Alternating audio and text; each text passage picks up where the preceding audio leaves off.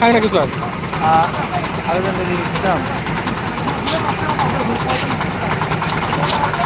এখানে আজকে যে মিটিংটা হয়েছিল এই যে ইউপির মিটিংটা এখানে শেষ সমাপ্ত হয়ে গেল। যে দেখছেন এখানে শেষটা হয়েছিল, তো প্রচুর মানুষ হয়েছিল এখানে, মোটামুটি 3 লক্ষ হবে। খুব ভিড়, এই যে গাড়ির ভিড়ের জন্য আমরা যেতে পারছি না, আটকে গেছি। বাস, লরি, ট্রাক্টর যে যেমন পেয়েছে চলে এসছে। এই দেখেন একটা ছেলে, দেখেন, হ্যাঁ ছেলেটা লজ্জা পেয়ে গেল না।